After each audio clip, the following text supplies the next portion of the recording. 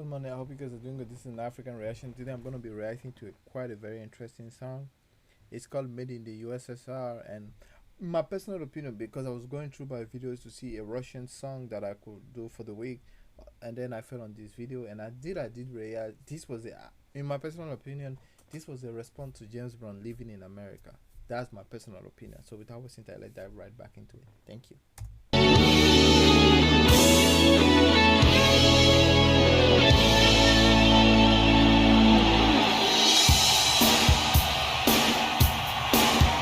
Украина и Крым, Беларусь и Молдова — это моя страна. Сахалин и Камчатка, Уральские горы — это моя страна. Краснодарский край, Сибирь и Поволжье, Казахстан и Кавказ и Прибалтика тоже. В Советском Союзе сделан я в СССР. Я рожден в Советском Союзе, сделан я в СССР. Рюрики, Романовы, Ленин и Сталин — это моя страна. Пушкин, Есенин, Высоцкий, Гагарин — это моя страна. Разоренные церкви и новые храмы, и Красная площадь, и стройка на Баме. Я рожден в Советском Союзе, сделан я в СССР. В Советском Союзе сделан я в СССР.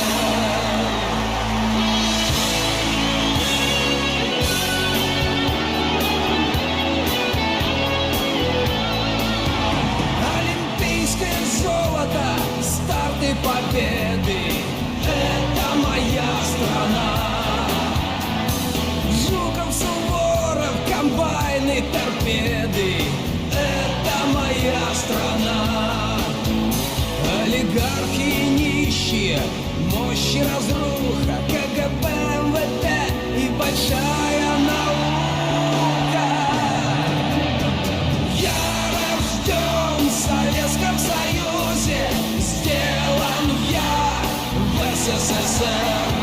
Я рожден в Советском Союзе, сделан я в СССР.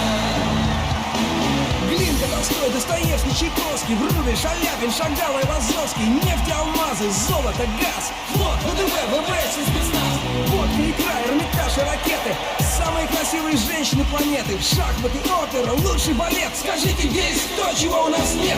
Даже Европа объединилась в союз. Вместе наши предки сражались в бою. Вместе выиграна Вторая мировая война. Вместе мы самая большая страна. Тут же в границе без визы нельзя. Как вам без нас? Отзовитесь, друзья! Я рожден в Советском Союзе, сделан я в СССР. Я рожден в Советском Союзе, сделан я в СССР. О, я рожден в Советском Союзе, сделан я в СССР. О, я рожден в Советском Союзе, сделан я в СССР.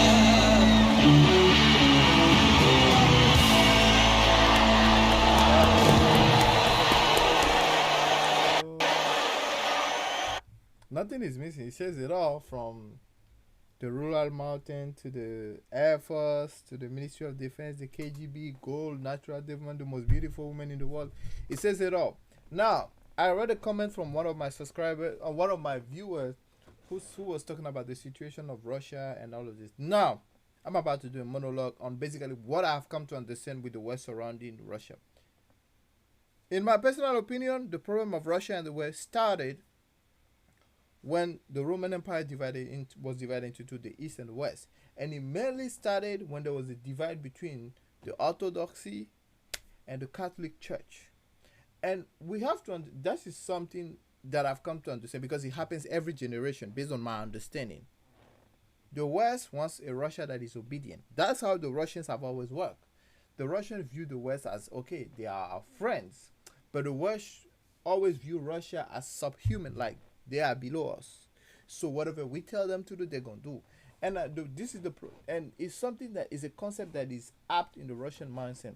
The Russians are not slaves. They don't know how to be obedient. We have to be genuinely. They cannot be obedient, and it has always happened. That's why Russia is always invaded by every Western civilization. Because at the beginning, everything is like Russia is like, okay, we're gonna work with you, and then as the Russians move forward, they're like, no, this is not gonna work for us.